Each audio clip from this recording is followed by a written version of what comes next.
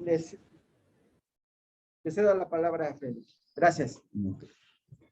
Pues, pues muchas gracias por la invitación. Como siempre, Silvestre, las pláticas que doy acá siempre son muy productivas, ¿no? Bueno, pues yo les voy a comentar un poco hoy sobre qué son excitaciones colectivas, ¿cierto? Les voy a dar un indicio, no voy a entrar en mucha profundidad sobre qué es un cristal de espacio y tiempo, simplemente voy a dar una idea de más o menos qué significa y por qué es importante al final, ¿ok? Bueno, ya me presentaron, ¿no? Este es mi nombre, yo soy catedrático con ACIT, ¿no? Desde el 2017 más o menos, y pues digamos que soy, colaboro en conjunto con Jorge Seman, ¿no? Que es el responsable pues directo ahí en la UNAM del Laboratorio de Materia Ultrafría. Pues actualmente yo cuento pues con algunos estudiantes que ya son de posgrado y algunos de licenciatura. Ok, entonces pues la respuesta o las preguntas que vamos a hacer hoy son dos preguntas esenciales. ¿Qué es un gas cuántico? Pues tal vez algunos de ustedes ya tengan alguna información al respecto, ¿cierto? Y lo segundo, pues, que es un cristal de espacio-tiempo, ¿no? Son ideas muy básicas. Entonces, pues, en realidad, pues, voy a hacer una super reducción de todo lo que nosotros hacemos a un par de slides, ¿sí? Pero, pues, también hay otras charlas que pues, seguramente las pueden encontrar en YouTube de cómo se producen este tipo de gases cuánticos, que pues es relativamente nuevo, ¿no? Aquí en México. Ok. Pues básicamente nosotros trabajamos con átomos de litio 6, aquí se sale un poco la pantalla, pero es básicamente un sistema de ultra alto vacío en donde nosotros tenemos un gas de átomos de litio y controlamos su estructura hiperfina, ¿sí? La estructura hiperfina, pues ya saben que es la suma del momento angular, ¿no? Orbital más del spin más el spin del núcleo, y entonces tenemos estos niveles, ¿no? Atómicos, y ahora sí, pues considerando todas estas contribuciones, ¿no? Entonces, lo que nosotros hacemos es básicamente, pues generamos una espectroscopía, ¿no? Eso es irrelevante para lo que nosotros queremos hablar hoy, y lo producimos en un horno que pasa a través de todo un sistema de ultra alto vacío, y aquí en este lugar donde nosotros hacemos el gas cuántico, que básicamente es un gas a temperaturas muy bajas, ¿no? Comenzamos con temperaturas en el horno de alrededor de 720 Kelvin, ¿no? Que son como 450 Celsius, 475, algo así. Y 10 a la 18 átomos, que son pues en realidad pocos átomos. Entonces estamos considerando un gas que nosotros estamos hablando de un gas muy diluido, ¿sí? Entonces, para que tengan una idea, ¿no? El número de Avogadro es del orden de 10 a la 23, ¿no? Nosotros tenemos del orden de 10 a la 18, ¿no? Son muchas órdenes de magnitud abajo, entonces entramos en un régimen que llamamos el régimen molecular, ¿sí? Ok. Bueno, así se ve más o menos esta estructura, digamos, hiperfina. Nosotros la controlamos con un experimento con estas características, ¿cierto? Puras transiciones ópticas, ¿cierto? Si vemos acá en el átomo de litio, que no se alcanza a ver aquí bien, pero es 670 nanómetros, eso es el rojo, ¿ok? Por eso todas las transiciones que ustedes podemos, digamos, crear para el átomo de litio están en el espectro del rojo, ¿no? Entonces, pues nosotros tenemos todo un sistema de control para controlar pues todas las frecuencias, los láseres y pues digamos todos los pulsos de luz que necesitamos para poder crear después esta muestra ultra fría, ¿ok? Entonces lo que nosotros hacemos es básicamente control muy fino, con ultra, ¿cómo se llama? Con un ultra alta resolución, ¿no? Para enfriar estos gases, ¿no? Entonces es una foto del 2017, creo, donde nosotros comenzamos a montar el vacío, ¿no? Esto que ustedes ven aquí como ¿qué? Como un esquema, ¿no? Aquí lo tenemos, ahora sí, un sistema pues de verdad, ¿no? Eso es lo que nosotros tenemos en el laboratorio, ¿cierto? Es unas fotos del 2017 y esto es lo que nosotros llamamos la cámara de ciencia. Ahí es donde nosotros vamos a hacer todos los experimentos y todos los gases cuánticos y todos los cristales y bla. Ok, entonces básicamente lo que nosotros hacemos es una espectroscopía, después hacemos un primer enfriamiento de láser, ¿no? No entra en detalles, pero bueno, usamos láseres para enfriar el gas, ¿no? Y usando la estructura hiperfina, pues llegamos a temperaturas del orden pasamos de 720 Kelvin, ¿no? Más o menos, a 5 milikelvin, ¿ok? Y después hacemos otros procesos de enfriamiento para llegar a la temperatura final, ¿cierto? Y entonces, después de hacer todos estos procesos, llegamos a una cosa que se llama las trampas conservativas. Ahorita voy a entrar un poquito en detalle. Básicamente ya pues quitamos todos los láseres que son rojos, ¿no? Que son cerca de la transición atómica y los llevamos a una región en donde ya no son resonantes, ¿no? Estamos muy fuera de la resonancia. Entonces usamos un láser focalizado que es conocido como una pinza óptica, ¿no? Tal vez algunos de ustedes hayan escuchado que es una pinza óptica. Bueno, y aparte de eso, pues también tenemos unas bobinas en donde creamos un campo magnético, ¿cierto? Que si nosotros aproximamos al centro de el campo magnético más este láser, vamos a tener un potencial que es armónico, ¿sí? En el centro, los átomos van a sentirse atraídos, ¿cierto? De manera conservativa, ¿no? O sea, tenemos una fuerza que los lleva hacia el centro y ellos se quedan, pues, confinados en el centro de esa trama. ¿Ok? Y pues conocemos muy bien esa estructura atómica del litio, ¿no? Entonces conocemos bien la estructura hiperfina, tenemos control de todas las transiciones, inclusive en presencia de este campo magnético, que como ustedes saben, en mecánica cuántica, si ustedes ponen al átomo en presencia de un campo magnético, pues entonces él va a sufrir pues desdoblamiento sigma, ¿no? Debido a la presencia del campo magnético. También sufre efecto Stark, pero ese, bueno, digamos que también lo vemos, solo que en otro tipo de etapas, ahorita no es tan relevante. Ok, al final lo que nosotros conseguimos son temperaturas del orden de 100 nanokelvin, ¿sí? Son temperaturas muy bajas, ¿cierto? Y nos quedamos con muy poquitos átomos, con las decenas de miles hasta las centenas de miles de átomos, ¿ok? Y pues con estos átomos y a esas temperaturas es que nosotros comenzamos a estudiar todos los fenómenos de superfluidez y de condensación de Bose-Einstein, ¿ok? Entonces, voy a entrar un poquito aquí en detalles de qué es una trampa conservativa. Pues hay dos formas de generar trampas conservativas. Una es con campos magnéticos, ¿cierto? Que básicamente son, pues, bobinas, ¿sí? Como lo que mostré atrás. Son básicamente bobinas que forman, digamos, potenciales que son esféricamente distribuidos, ¿sí? Entonces tienen una distribución radial que, digamos, para los átomos lo ven como una especie de cono, ¿sí? Entonces el átomo radialmente se confina pues, en todas las direcciones, ¿sí? Y tiene un cero aquí de campo, pero eso no importa. Y por otro lado, pues tenemos láseres, ¿no? Entonces tenemos un láser muy focalizado con altísima potencia, en donde los átomos van a comenzar a sentir el gradiente que se encuentra en el centro de este potencial, y entonces los átomos se aprisionan en ese punto, ¿no? Entonces eso nosotros le llamamos las botellas ópticas, ¿sí? O pinzas ópticas, como lo quieran llamar, y pues básicamente son láseres focalizados. ¿Ok? Entonces, para que tengan una idea, esto es una imagen de cuando yo trabajaba en Brasil. Trabajamos con una trampa híbrida, ¿cierto? O sea, trabajamos tanto con campos magnéticos como con campos asociados a las trampas ópticas. Y pues básicamente, pues es un potencial, ¿no? Que tiene toda esta forma en particular, ¿sí? Entonces, si yo, por ejemplo, pongo el campo magnético solamente, los átomos que son esta manchita azul, ¿cierto? Se van a ubicar como distribuidas como esféricamente alrededor de ese punto, ¿cierto? Si pongo, por ejemplo, solamente la trampa óptica, entonces voy a ver esta cosa aquí, que está a lo largo de la propagación del haz, ¿no?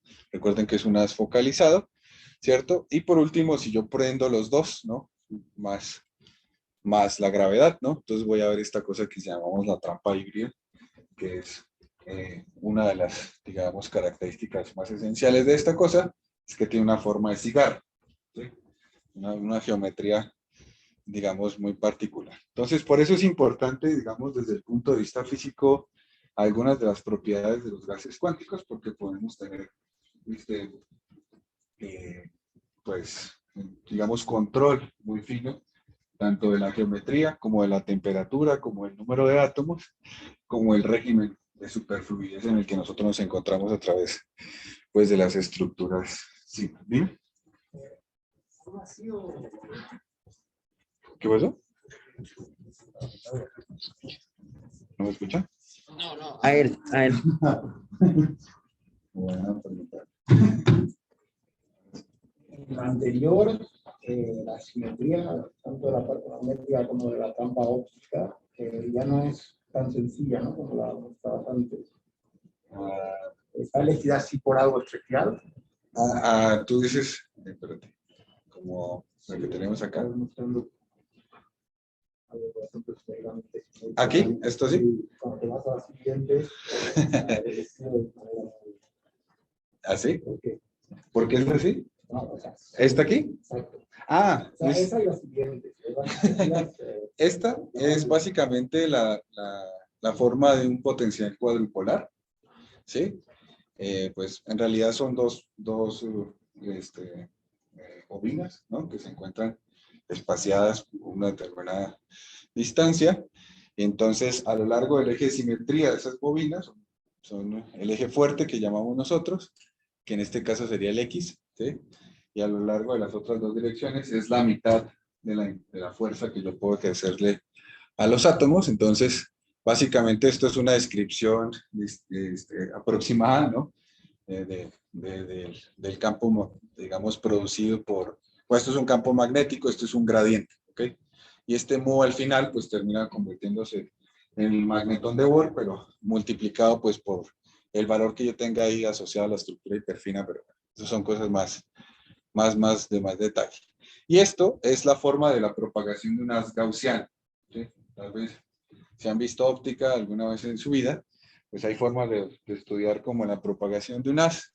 Entonces esta es la forma típica de propagación de un haz gaussiano, la trampa óptica estándar. Y bueno, y la gravedad que espero que todos lo conozcan. ¿Sí? Entonces, una de las características, digamos, esenciales de esta forma que yo escribí el potencial es que pues yo tengo dos cantidades que son relativamente importantes, que son la longitud de Rayleigh, que es cuánto yo me propago en cierta dirección, y este waist o cintura, que es al final quien me determina qué tan confinante es mi haz, ¿no?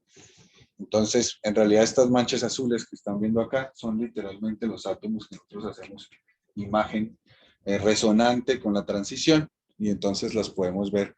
Obviamente estos colores son falsos, ¿ok? Colores falsos, ¿no? Simplemente por ilustrar. ¿Ok? Dígame. Pero ahí justamente tú adecuas tus parámetros para que uno de esos tres regímenes sea el dominante. Sí. Entonces, por ejemplo, en este caso, en el caso que yo estoy mostrando acá, nosotros teníamos que alinear, digamos, esta trampa óptica, obviamente, pues tiene un tamaño finito, ¿no?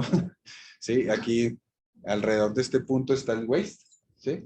Por eso se ve un poquito más gordito aquí. Es una cuestión de difracción óptica. Y entonces teníamos que alinear esta trampa óptica debajo de este cuadrupolo a 100 micrómetros.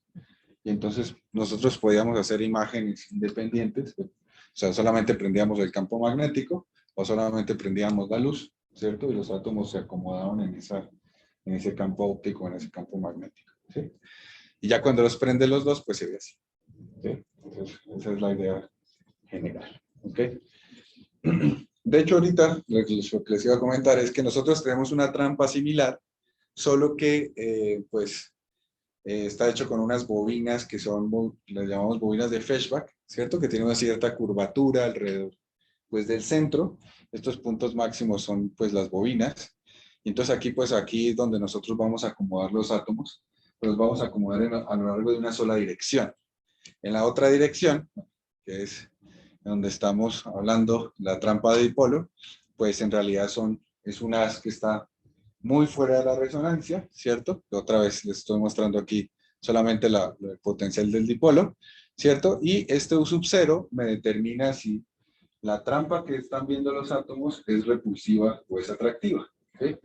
Entonces, dependiendo de la desintonía con respecto a la resonancia del litio, por ejemplo, en este caso, que es 671 nanómetros, ¿cierto? Si yo escojo, por ejemplo, un red de Tunet, o sea, un láser que esté en el infrarrojo, en 1064 nanómetros, ese potencial, los átomos de litio lo van a ver atractivo. ¿Ok? Si está tuneado, ¿no? hacia el azul, entonces en este caso sería 532 nanómetros, que es verde, ¿cierto? Lo van a ver repulsivo. Entonces, como podemos manipular tanto digamos, la forma atractiva o repulsiva de los átomos, entonces podemos también controlar la geometría de todo el sistema, ¿ok? Después voy a entrar un poquito, tal vez un poco en detalle, ¿no? Entonces, digamos que dentro de la configuración armónica, pues existen tres regímenes importantes, ¿no? Uno, en donde todas las frecuencias son iguales, ¿sí? Eso lo podemos controlar nosotros, ¿cierto? Entonces, la trampa es completamente esférica. Si una de las dos son iguales, pero mayores que la otra frecuencia, entonces es una trampa prolata, ¿no? Y tiene una forma de cigarro, que es justamente la que nosotros tenemos ahorita en el laboratorio. Y está esta otra trampa, que es la trampa aulata, que es, pues, la frecuencia es al revés, ¿no? Entonces tenemos una frecuencia mucho más intensa comparada con las otras. Entonces, pues, tenemos esas tres geometrías, digamos, específicas, pero también no podemos después cambiar a otro tipo de geometrías, ¿no? Entonces, yo les mostré primero el sistema en desnudo, así es como se ve ahora, ¿no? Pues ya no se ve nada, ¿cierto? Porque justamente pues, está todo cubierto de óptica, en donde pues van a entrar pues tanto los láseres rojos como los láseres de infrarrojo, como los verdes, etcétera, todos esos van a entrar en ese sistema aquí. Esta es la cámara de ciencia que les mostré justamente al comienzo, ¿ok? Entonces, usando ese campo magnético que les dije al comienzo, ¿cierto? Podemos controlar algo de manera muy controlada, la interacción entre los átomos, ¿cierto? Y nosotros lo llamamos resonancias de Feshbach, ¿ok? Resonancias de Feshbach son muy populares en la gente que trabaja con materia condensada, ¿cierto? Pero tomó mucho más relevancia cuando comenzaron a explorarse dentro del ámbito de los gases cuánticos o los gases ultrafríos, ¿no? Entonces, como tenemos un átomo de litio, el átomo de litio pues es un fermión en esta configuración en la que nosotros estamos trabajando, ¿cierto? Y ustedes pueden poner el campo magnético sintonizado de tal forma que forma pares, ¿ok? Y esos pares, pues la suma de dos fermiones siempre va a dar un bosón, ¿no? Entonces, pues puedo tener toda una región, que la llamamos la región de condensación de Bose-Einstein, ¿ok? Todos tenemos un condensado Bose-Einstein. Pero entonces, ¿cuál es el mecanismo de la formación del par? Muy buena pregunta. Entonces, es un mecanismo que viene por scattering. Estudiamos, básicamente lo que nosotros hacemos es, pues tenemos choques entre partículas, ¿cierto? Esos choques entre partículas en realidad, pues, están pues determinados por un parámetro que nosotros llamamos el parámetro de scattering length o longitud de dispersión, ¿sí? Es mecánica cuántica de posgrado, ¿cierto? Y hacemos una expansión pues en las ondas parciales, ¿no? Y como estamos a muy, muy baja temperatura, ¿cierto? Podemos hacer la aproximación de onda S, ¿cierto? Entonces, los choques que ocurren, ¿cierto? Son pues, ahora sí, parametrizados como si fueran esferas duras, ¿ok? Entonces, en este sistema, pues un sistema de muchos cuerpos, ¿no? No es un sistema tan trivial, ¿cierto? Pero lo podemos imaginar que cuando su scattering length es lo suficientemente grande, pueden formar estados ligados, ¿ok? Positivo, ¿no? Tiene que ser positivo, más bien, ¿sí? Entonces, el scattering length, en ese caso, para el caso de fermiones, tenemos dos tipos de fermiones con spin hacia arriba, los fermiones con espín hacia abajo, y cuando chocan, ellos forman un estado ligado. Y ese estado ligado es lo que nosotros llamamos el régimen BC o un régimen de condensación de Bose-Einstein. Tenemos el otro régimen, que es el de superconductividad, ¿cierto? Que se acoplan, pero no se acoplan, digamos, en el espacio de las posiciones, sino se acoplan en el espacio de momentos con espines al contrario, que es completamente análogo a los superconductores cuando hablamos de los pares de Cooper, ¿no? Los pares de Cooper, pues ustedes saben que ellos se acoplan, pues debido a, digamos, a las fluctuaciones, a las vibraciones que hay en un sólido, ¿no? En este caso es un poco más complicado porque estamos hablando de una esfera de Fermi en un gas que no tiene en principio medio, ¿no? Sino es simplemente por ser el hecho de fermiones, un sistema de muchos fermiones que se pueden acoplar y formar este estado BCS. Y por último tenemos este régimen que lo llamamos el régimen unitario. Dime. Sí, perdón. O sea, la parte de condensado Bose-Einstein, digamos, está claramente delimitada por cuando llegas al cero, pero por el otro lado, ¿cómo sabes cuándo sales de ahí? Porque cuando tú haces imagen de los átomos, tienes distribuciones completamente diferentes. Entonces, el BS tiene una distribución muy específica que se llama el Thomas Fermi. Y cuando tú controlas el campo magnético, ¿cierto? Esto es el campo magnético, pues tú sabes que vas a estar en esta región acá, ¿cierto? Y entonces tú haces una imagen de los átomos, ellos van a tener una distribución específica que pues, corresponde a la BCS. Dime. No quería preguntar la diferencia entre X y X. Quería preguntar cómo sabes cuándo el campo magnético es suficientemente grande como para que salgas de BCS. ¿Cuándo? Por la distribución. Otra vez. O sea, igual, sigues midiendo, etc. Sí, exacto. Y de hecho, pues aquí nosotros no podemos entrar acá muy profundo por otros detalles técnicos, que es que, pues para poder, digamos, visitar estas regiones necesitas bajar más la temperatura, porque la temperatura de Fermi es comparable ya con la temperatura de condensación, de superfluidez, pues, de la temperatura de generación, y ya no puedes, o sea, necesitas bajar mucho la temperatura, tener mucho átomo, entonces ya ese régimen ya se vuelve inaccesible.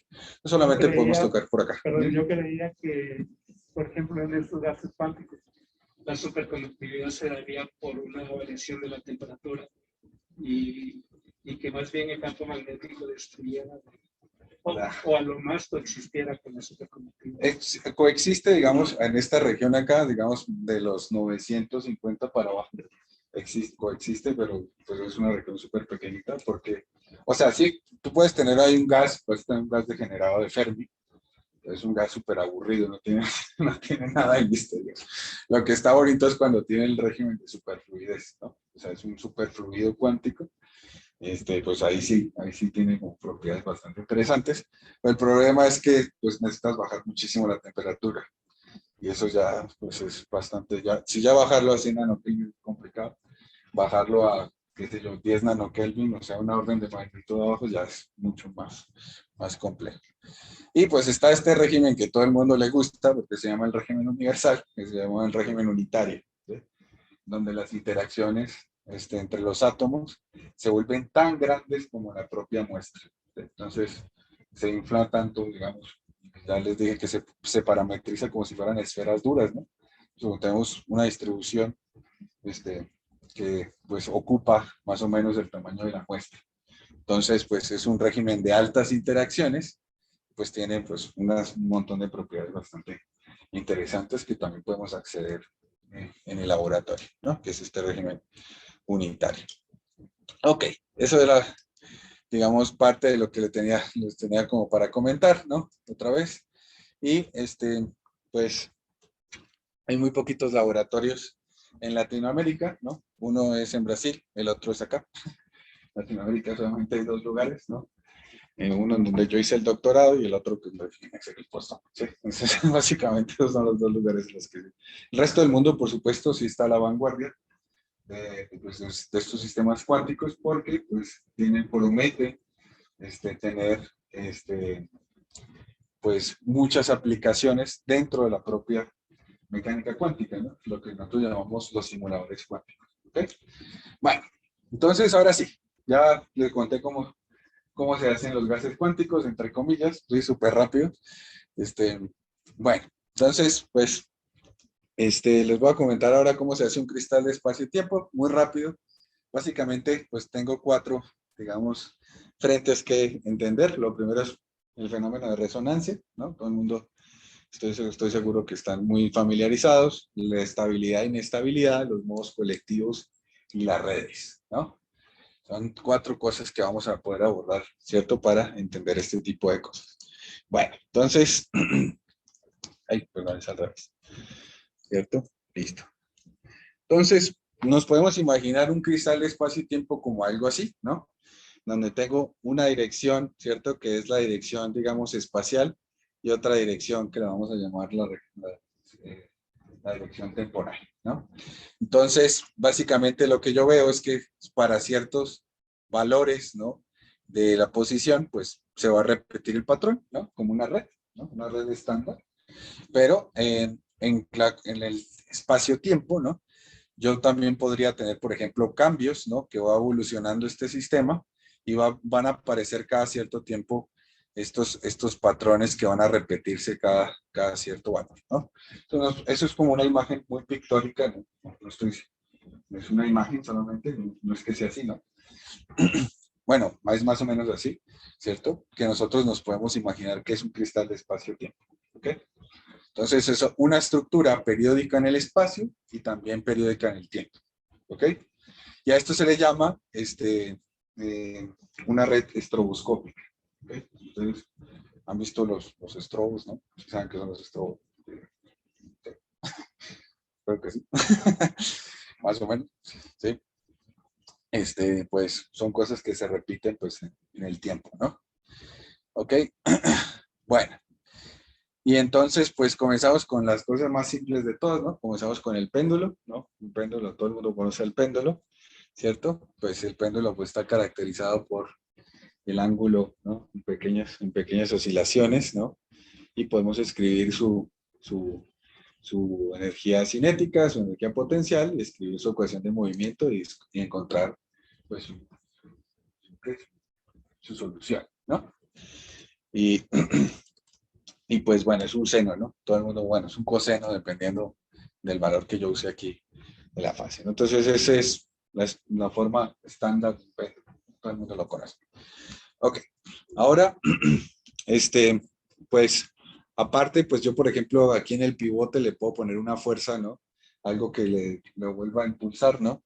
Y entonces, por ejemplo, voy a tener una fuerza que pues que depende del tiempo, ¿no? Y encontramos estos fenómenos de resonancia que justamente, pues cuando esta frecuencia que yo estoy aplicando aquí en el pivote, que lo voy a llamar omega, pues en alguna región, pues vuelve, estalla, ¿no? Pues cuando está muy cerca, pues de la resonancia de este oscilador armónico, ¿no? Así lo que nosotros conocemos como el péndulo, pues con una fuerza constante, ¿no?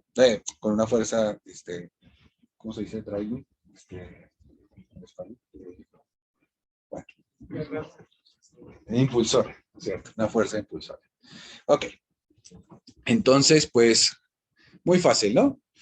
Y pues, digamos, dentro de estos, son como los fenómenos bastante fáciles también de entender, ¿cierto? A ver si aquí me funciona, ¿cierto? También está, pues, digamos, estas vibraciones, ¿no? Que también ocurren por fenómenos de resonancia, cuando yo tengo, pues, por ejemplo, placas, ¿no? Por ejemplo, una placa cuadradita, ¿cierto? Se pone una frecuencia. Todo el mundo conoce estas cosas, ¿no? Las famosas figuras de Chladni, ¿no? Que cuando le pongo una resonancia, ¿no? Pues va a entrar en los modos de oscilación de la placa y va creando estos patrones, ¿no? Entonces, para ciertos valores de frecuencia, dependiendo pues, del espesor de la placa y las características del metal o de lo que esté usando aquí, pues voy a tener pues estos patrones, ¿no? Entonces, estos son como los patrones espaciales típicos y son fenómenos también de resonancia, ¿ok? Bueno, después va a entrar un poquito en ese detalle, ¿no? ¿Qué es entonces después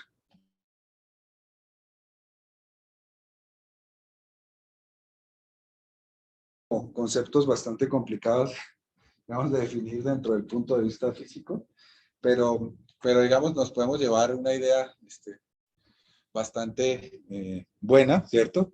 Si lo pensamos en tres tipos de equilibrio, digamos, aquí lo vamos a ver como un equilibrio mecánico, ¿no? El estable, ¿cierto? El inestable y el neutro, ¿no? ¿De qué depende estas cosas? Bueno, pues básicamente, si yo le hago perturbaciones al sistema, ¿cierto? El sistema estable, pues me va a decir, no, pues va a regresar al mismo punto que es el punto de equilibrio, ¿no? El inestable, que si yo le doy una pequeña perturbación, pierdo completamente el sistema, ya no es lo que yo tenía de comienzo, ¿no? Y uno que es equilibrio neutro es, por ejemplo, si yo le doy una patadita, está en un punto de equilibrio inestable, le doy una patadita y vuelve aquí al centro, entonces se vuelve al equilibrio neutro, ¿no? Eso, pues, digamos, son como ideas muy básicas de qué es inestabilidad, ¿no? Desde el punto de vista físico. Ok, y pues, si ustedes han visto mecánica analítica, ¿sí? Todos son estudiantes de posgrado, bueno, están cerca del posgrado. Entonces, ¿todos han resuelto el péndulo invertido alguna vez en su vida? ¿No? Sí, bueno. Entonces, el péndulo invertido, pues, en realidad, pues tiene esta forma acá, ¿no? Suponiendo que esta barra aquí ya no es un hilo, ¿no? Ya es una cosa que tiene un momento de inercia. Entonces, aquí aparece el momento de inercia, la longitud, la masa de la partícula, y bueno, y hay otras propiedades aquí asociadas a cómo oscila esta cosa, ¿no? Entonces, quienes hayan estudiado esta cosa, pues saben que esta ecuación que yo tengo acá es la famosa ecuación de Mathieu, ¿ok? Que tiene todo un patamar de soluciones, ¿cierto? Y en particular, pues, están las soluciones que nosotros llamamos las soluciones estables, ¿cierto? Que son todas estas regiones que están en gris. Y hay otras regiones que nosotros las llamamos las soluciones inestables, ¿ok? Entonces, pues, en principio, pues, no tienen mucho misterio, ¿cierto? Obviamente, digamos, este pivote que yo tengo acá, pasa lo mismo que con el de resonancia, ¿no? Solamente que lo tengo al contrario, ¿no? Entonces tengo un péndulo que hace esto así, ¿no? Algo así, ¿ok? Vamos a ver un video para que quede más ilustrativo, ¿no? Como siempre. ¿Ok? Entonces, esto es una esfera metálica, ¿cierto?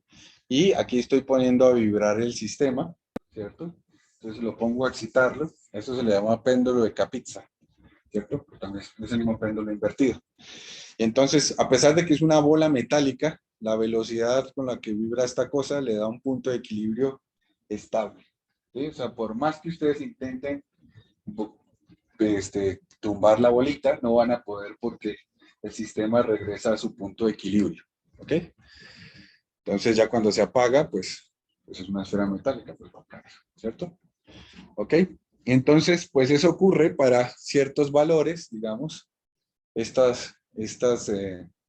diagrama que yo tengo acá, ocurre para ciertos valores de estos A y Q que yo definí en mi sistema, ¿cierto? Que dependen obviamente pues del momento de inercia, la masa en este caso, y por eso pues tenemos estas regiones de estabilidad e inestabilidad. Dime.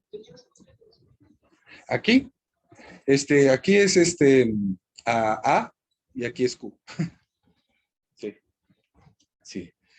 Y pues estas regiones que delimitan acá en realidad son las soluciones de la ecuación de Mathieu. ¿Okay? Estas regiones en naranja. Bueno. Arriba a la derecha lo que pones que es, ¿no? ¿Verdad? Arriba a la derecha lo que pones que es. ¿Esto? Es la ecuación de Mathieu. Ah, igual a 0.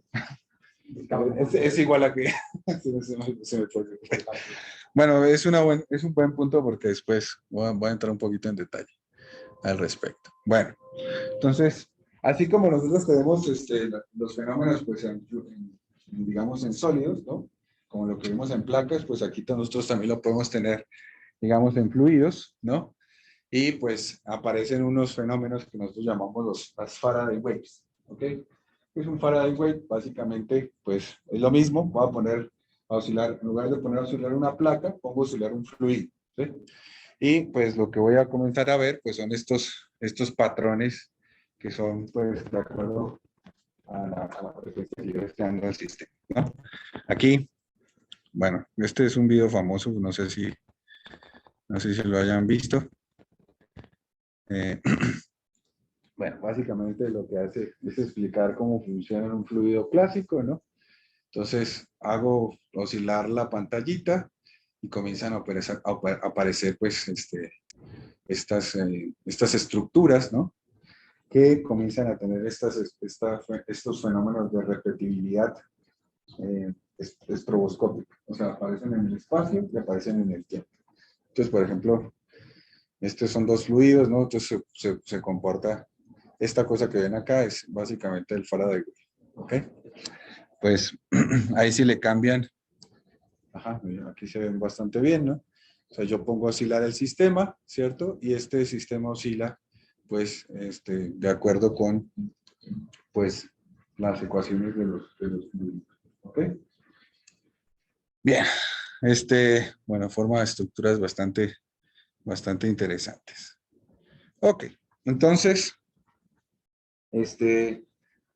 digamos, eso hace parte, pues, de esta clase de sistemas, y pues aparte de eso, pues voy a tener otro fenómeno que aparece, digamos, de manera muy clara cuando bajo la temperatura y aparece la mecánica cuántica, que es lo que nosotros llamamos un modo colectivo. ¿Ok? ¿Qué es un modo colectivo? Pues aquí siempre pongo este videito también como ejemplo, ¿no? Que es un metrónomo, ¿no? El metrónomo pues oscila, ¿no? Y entonces a través de vibraciones de toda la estructura, ¿cierto? Comienza a oscilar, son 5 metrónomos, ¿no? Ellos oscilan primero fuera de fase, ¿cierto? Y después de un cierto tiempo comienzan a sincronizarse, ¿ok? Es un fenómeno en realidad, de varios cuerpos, ¿no? Muchos cuerpos. Comienzan a oscilar, ¿no? Hasta que entran, pues, completamente en sincronización, ¿no? Entonces eso lo podemos entender como un modo colectivo, ¿no? Porque todos oscilan con la misma frecuencia, ¿no? Oscilan al unísono, ¿ok? De hecho, pues aquí estos japoneses, lo llevaron al extremo, ¿no? Y tomaron 100 metrónomos, hicieron exactamente el mismo experimento, y pues ya van a ver que después de un par de minutos, pues ya con puras oscilaciones a través de toda la estructura, el sistema se sincroniza, ¿ok? Eso lo podemos entender como un modo colectivo, ¿no? Un modo colectivo, ¿cierto? Que es básicamente un modo débilmente amortiguado, así se dice, ¿no? Y que tiene una larga duración, por tanto, lo podemos entender como una especie de coherencia, ¿ok? Una coherencia del sistema. Entonces, en mecánica cuántica y en gases cuánticos en particular, pues nosotros también podemos tener este tipo de modos, que esos son modos que nosotros llamamos modos colectivos hidrodinámicos.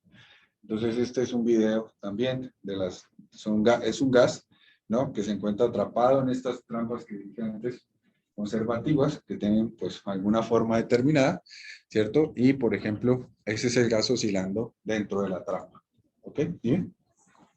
Disculpa, pero la trampa es más grande que esto, porque los átomos ya están condensados, ¿verdad? Sí, sí. En la temperatura lo suficientemente baja como para que ocupen solamente una pequeña región del espacio. La trampa es gigantesca comparada con la región en la que están los átomos.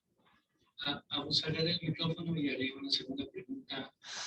Cuando pones la imagen en color de estos átomos en condensado y Ajá. BSS, Sí, sí.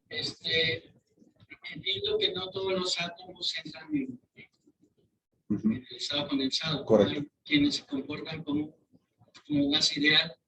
Ajá. ¿Esos los puedes ver o no los puedes ver? Todos los ves, porque en realidad, pues, tú estás haciendo imagen del mismo átomo, ¿cierto? Y pues estás haciendo transiciones del mismo átomo. Entonces, sí vas a ver una distribución, si quieres verlo así, de la distribución que está del condensado de Bose-Einstein, por ejemplo, va a ser una Thomas Fermi, ¿sí? Que es un tipo de distribución, sumado con otra distribución, que en nuestro caso, que es una temperatura muy baja, es una distribución de Bose modificada, que es básicamente una función de un Poilevov, ¿no? Con una gaussiana, Es básicamente esa la forma que va a tener. Entonces va a ser muy parecida a una distribución gaussiana, entonces vas a tener las dos cosas. Vas a tener la Thomas Fermi más la gaussiana, y entonces a medida que tú bajas más la temperatura, la gaussiana va desapareciendo. Y así es como nosotros vamos midiendo la temperatura. Oye, yo no sé si la comunidad de átomos ultrafríos considere los condensados de polaritones que se escriben en materia condensada como condensados propiamente. Pero bueno, en este tipo de condensados de polaritones que hay en materia condensada, los hamiltonianos tienen un término de interacción con la cavidad resonante, pues está este concepto de cavidad resonante. Correcto. Pero pues es muy fácil visualizar a la cavidad, existe una cavidad. Ajá. Aquí en el caso de átomos ultrafríos, pues, ¿se maneja también el concepto de cavidad resonante? No, lo que te define digamos, la estructura o la forma de la geometría de la nube es la propia trampa, que es armónica. O sea, todo lo que nosotros hacemos es armónico. Sí. Y el hamiltoniano entonces carece de un término de interacción con la trampa. El hamiltoniano tú lo puedes aproximar. Ahorita te voy a mostrar el hamiltoniano. Sí hay una expresión que nosotros podemos, pues, digamos, aproximar, ¿no? Que va a ser el potencial externo, la energía cinética y la interacción. Es la forma más simple de que tú te puedas imaginar un sistema. No tiene todas las, todas las variables que puedas tener en materia condensada, porque tienes un sistema mucho más complicado. En realidad, aunque no lo crean, a pesar de que parece más complicado desde el punto de vista experimental, en realidad es el sistema más simple que ustedes se puedan imaginar, macroscópico y cuántico. ¿Sí? Gracias. Ok. Bueno, y este es otro de los modos que es interesante, ¿no? También verlo. Dime. Respecto a esos términos extraños, por ejemplo, ¿no tienen complicaciones con variaciones de campo magnético? Así que Sí tenemos complicaciones. A ver, nosotros, desde el punto de vista experimental, ahora sí, me estás preguntando con respecto a eso. Pues nosotros tenemos, digamos, un control que nosotros llamamos un PID, proporcional integrador diferencial.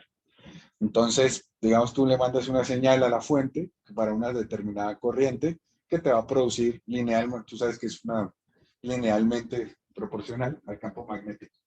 ¿Sí? Entonces, tienes la corriente y el campo magnético. Entonces, si tú tienes fluctuaciones en la corriente, vas a tener fluctuaciones en el campo magnético.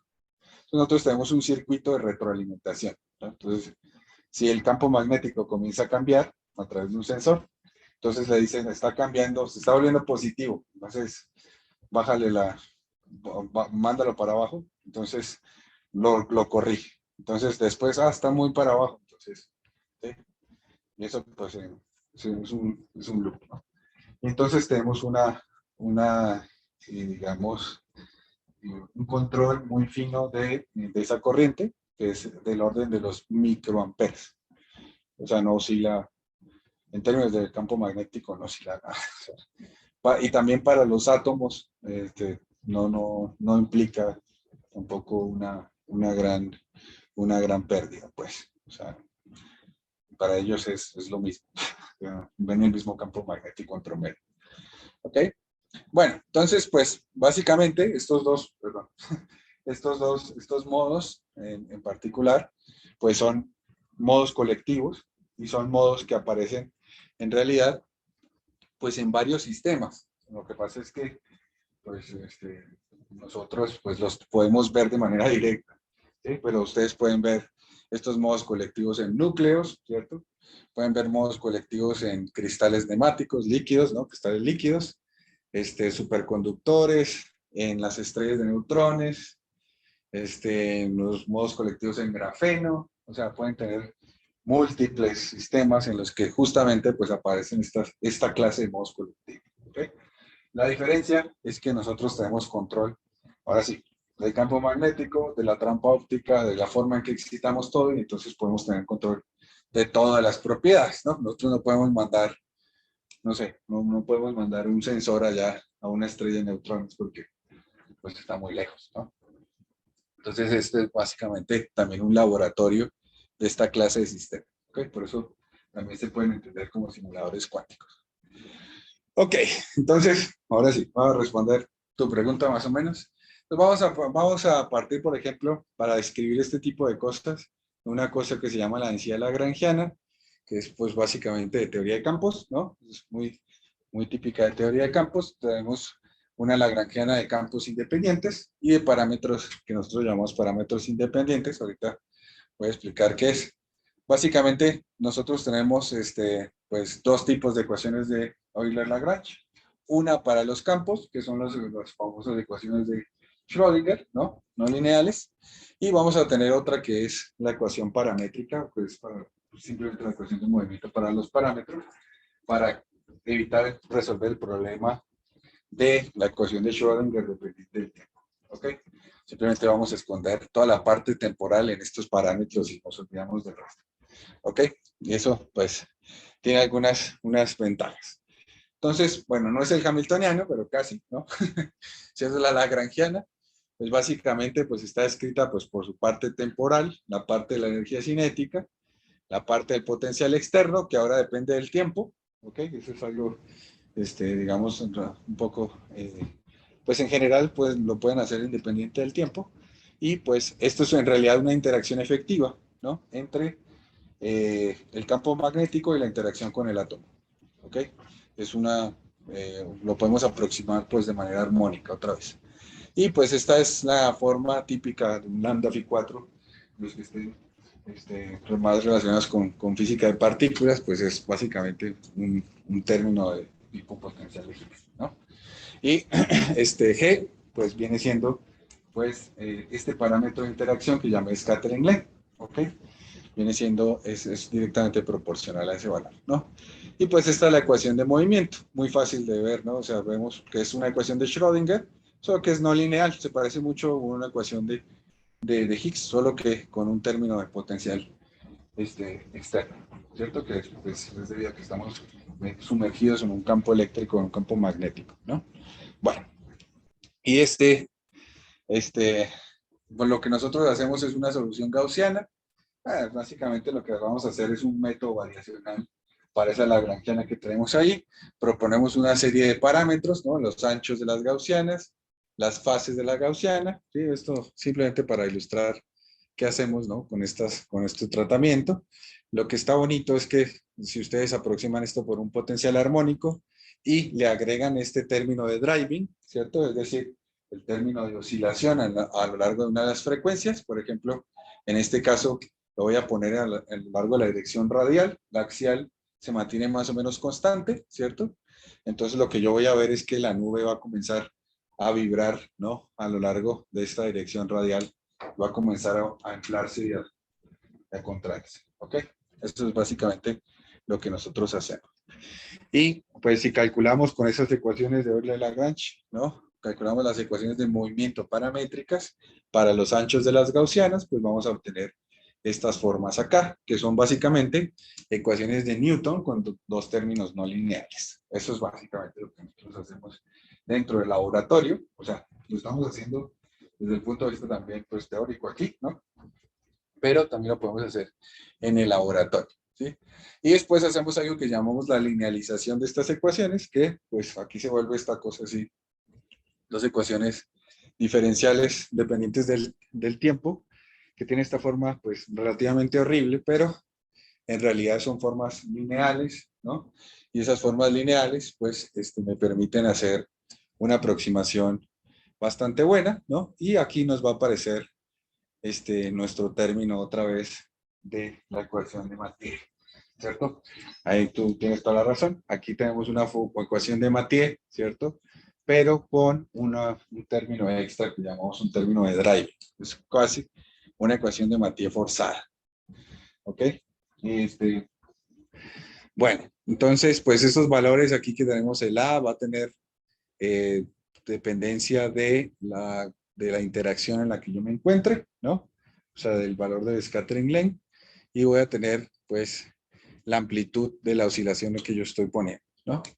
Entonces, cuando ustedes resuelven estas ecuaciones, lo que van a ver es que voy a tener, pues, un régimen en el que la nube simplemente oscila, ¿cierto? Oscila. Si yo le pongo una frecuencia que sea distinta a 2 veces la frecuencia de la trampa radial, ¿sí?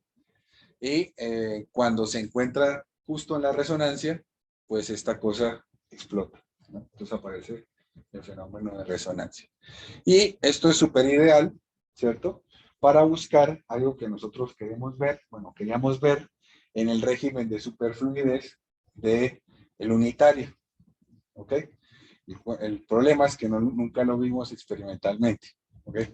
Hay algunas razones por las cuales no las podemos ver. Pero lo que es interesante, ¿cierto? Es que justamente cuando nosotros nos ponemos cerca de estas frecuencias de resonancia del sistema, nosotros podemos crear redes de espacio-tiempo, ¿ok? ¿Cómo la vamos a hacer? ¿Qué son en los hechos?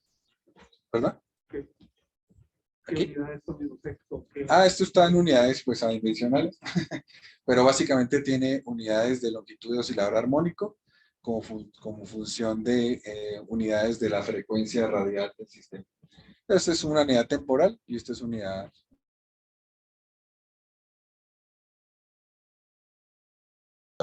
Crece y vuelve a hace así y después para, después vuelve a oscilar y hace así, ¿no? De hecho, eso lo vemos en el experimento. Ok, entonces, pues otra vez, ¿no? Las redes cristalinas, el fenómeno de redes aquí. Voy a entrar, creo que no voy a entrar en mucho detalle, simplemente para mostrarles que si ustedes estudian una red, digamos, de átomos, ¿cierto? En un sistema unidimensional, por ejemplo, pues van a ver que esta forma al final pues termina siendo también una ecuación de materia, ¿ok? Para los que nunca han resuelto un problema de la ecuación de Schrödinger del coseno, ¿cierto? Es un potencial pues, periódico. Es un problema bastante interesante de resolver. ¿Sí? Entonces ustedes pueden establecer aquí una analogía, ¿no? Pueden ver que pues también es una ecuación de Mathieu, ¿no? Solo que en este caso yo tengo pues posiciones y en este caso yo tengo tiempo. ¿Sí? Son análogas, ¿cierto? Desde el punto de vista físico. ¿Ok? Entonces, y aquí es donde entran las famosas ondas de Faraday, ¿cierto? Que ahora van a aparecer en el superfluido, ¿ok? Ya les hablé un montón de cosas, ¿no? Entonces, pues nuevamente, ¿no? Esta es una fotografía de la nube, ¿no? A lo largo otra vez de una dirección, ¿cierto? Vemos que tiene esta geometría, que es una geometría de cigar shape, o sea, de forma de cigarro, ¿ok? Y ponemos un driving, que tiene esta forma, ¿no? Básicamente hace lo mismo, ¿cierto? Y entonces aparece el famoso breathing mode, que es la oscilación de la nube, ¿ok? Lo que es interesante es que si ustedes hacen una gráfica, estos son puntos experimentales, de la posición, del tamaño de la nube, como función del tiempo, van a ver pues un fenómeno que va a comenzar a parecerse a la resonancia, ¿ok? Entonces aquí pues hay una especie como que va creciendo y después se vuelve chata aquí, plana, es porque estamos perdiendo ya el condensado de Bose-Einstein, ¿no? Se está calentando la nube, ¿ok? Entonces obviamente si fuera un sistema súper ideal, ¿no? Que nunca ganara energía y no existiera la temperatura, pues esta cosa continuaría creciendo, así como lo vemos en la simulación. ¿Ok? Pero experimentalmente se ve así. ¿Listo? Y entonces, cada cierto tiempo, para ciertos valores, vamos a ver una estructura como esta. Pero ¿Ok? ya está en estados de superfluidez. Está superfluido, es un estado PEC. Sí, pero entonces, No, perdón. entonces, para una energía de driving que le proporcione ya debería quedarse indefinidamente. Sí, pero de todas maneras hay shipping. Disipación. Sí, siempre hay shipping. O sea, tú... Sí oscila, o sea, nosotros vemos, ahorita tengo un videito, a ver si lo puedo poner. Sí, tú lo puedes oscilar y la nube oscila ahí un tiempo. Tú lo puedes, pero justamente cuando es proporcional a 2 veces omega R, la frecuencia radial de la trampa, aparece cada cierto tiempo una estructura como esta. ¿Ok? Y a esto es lo que nosotros conocemos como un Faraday Wave, ¿sí? Eso es el Faraday Wave en un gas cuántico. ¿Ok? A ver si funciona el video, que aquí siempre tengo problemas con este video. Bueno, lo que nosotros vemos aquí es más o menos, son imágenes de varios, entonces vemos esa oscilación, ¿no? Que oscila, oscila, y cada cierto tiempo van a ver que aparece una cierta estructura, que no se ve aquí, pero bueno, ¿cierto? Aquí, pues aquí es un snapshot, ¿no? De una de las figuras, ¿cierto? Entonces, van a aparecer estos patroncitos que son justamente lo que nosotros llamamos un cristal de espacio-tiempo. ¿Por qué? Pues porque aparece una estructura que aparece, ¿no es cierto? Digamos, espacialmente distribuida, con una cierta repetibilidad, ¿cierto? O sea, aparece la estructura, pues, de una red, ¿no? Y algo que es interesante es que si ustedes, bueno, esto lo voy a mostrar simplemente para que vean que yo, usualmente usamos los experimentos en 690 Gauss, ¿no? Que es un régimen de Beck, ¿no? Y entonces, a medida que ustedes van cambiando la sintonía o la interacción entre los átomos, pues, van a cambiar un poco estos Faraday Waves, ¿cierto? Pero van a ver a lo largo de toda esta línea azul, ¿no? Que es el valor, ¿no? Que yo tengo acá. Y llegamos hasta un cierto punto en donde ya no vemos más Faraday Waves. ¿Ok? A pesar de que estamos en un régimen superfluido, no se ven Faraday Waves, ¿no? Que, en realidad, pues, esto depende fuertemente de si el sistema está en un estado condensado o no, ¿cierto? Bueno, esto después si quieren puedo entrar en detalles al respecto. Es bastante interesante. Bueno, ok. Entonces esta es la estructura que nosotros vemos, la podemos caracterizar en el espacio de momentos. Simplemente lo que hacemos es tomar una imagen de la que nosotros obtenemos del experimento, le sacamos una transforma de Fourier y pues le asociamos un K, ¿no? ¿Cierto? Porque si tenemos una transforma de Fourier, se puede asociar un K. Entonces vemos que este modo aquí, que le llamamos el modo 0, es en realidad el modo breathing mode, el que hace así, ¿no? Y aparecen unas estructuras a los lados, ¿cierto?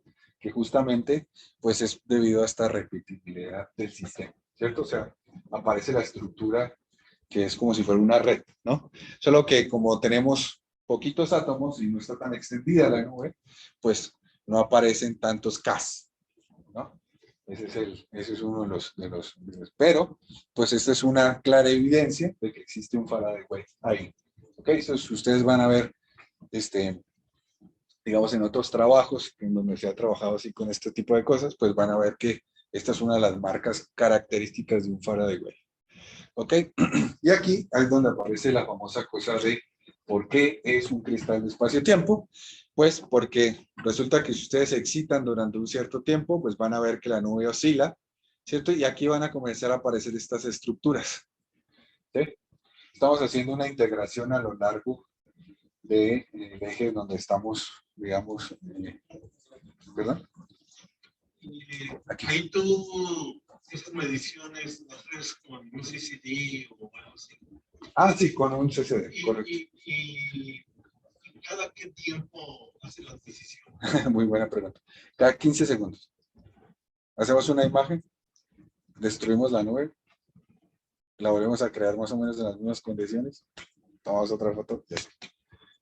Cada 15 segundos. Perdón, la frecuencia en el tiempo, con esos 15 segundos, no hizo esta periodicidad temporal varias veces. A ver, vamos a explicar un poco la escala temporal. Aquí no. Entonces, a ver, yo produzco un sistema cada 15 segundos. Entonces, vamos a suponer, ¿no? Yo hice un sistema e hice varias imágenes a un tiempo cero.